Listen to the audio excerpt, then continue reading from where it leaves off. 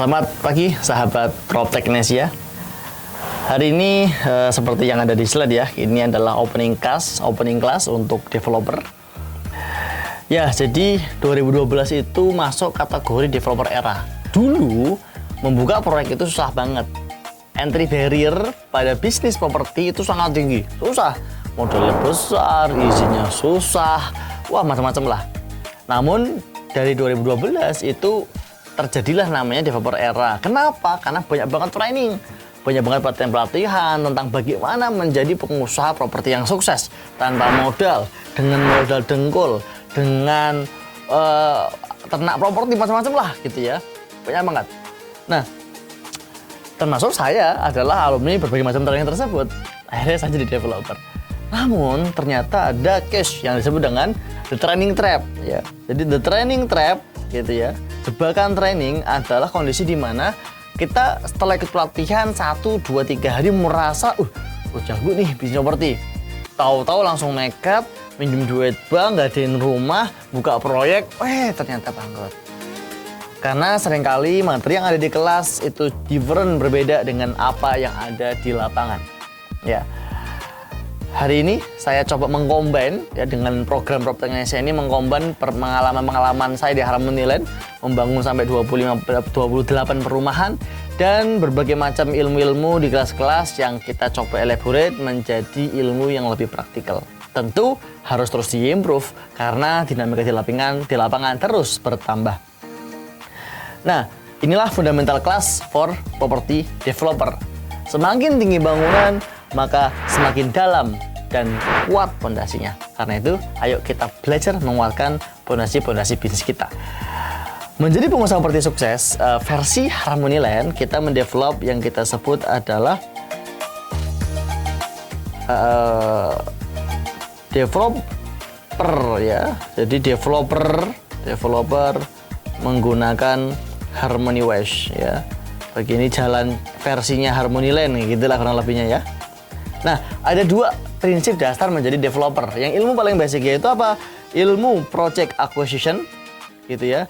Ilmu project acquisition dan ilmu project management, gitu.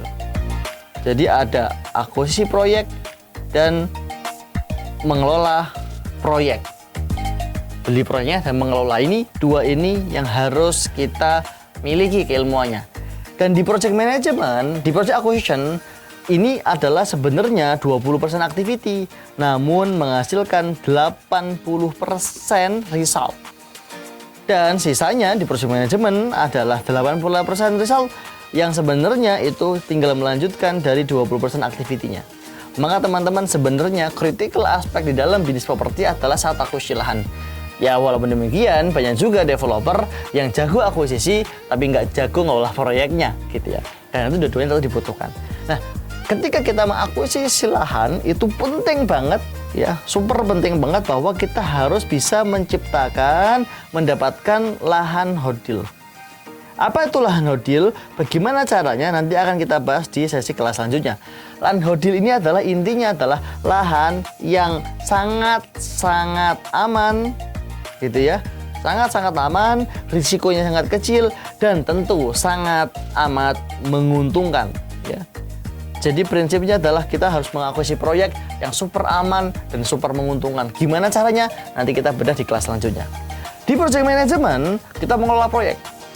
Di mengelola proyek ini ada namanya P3K. P3K, perizinan, penjualan, pembangunan, dan keuangan. Itu aspek-aspek yang harus dikontrol pada project management bisnis properti. Di Harmony Land kita develop yang kita sebut dengan project metamorph. Loh, apa itu project metamorph? Adalah bahwa kita meyakini project itu bermetamorfosis. Dari tanah kosong kita kembangkan menjadi tanah yang produktif. Dari tanah mentah, tanah nggak produktif, tanah yang nggak keurus menjadi tanah yang bernilai tambah. Bermetamorfosis, dan di dalamnya ada fase initiating, fase preparation, ada fase pengondisian awal, kemudian fase penjualan, fase hunian, dan akhirnya adalah fase penyerahan atau finishing project. Itu nanti akan kita bedah di kelas materi di project management. Teman-teman, intinya adalah dua keilmuan basic yang harus nanti dipelajarin Di kelas-kelas selanjutnya kita akan belajar lebih detail bagaimana cara mengakuisisi proyek dan bagaimana caranya mengelola proyek dengan tepat. Sekali lagi, semakin tinggi sebuah bangunan, semakin dalam dan kuat fondasinya.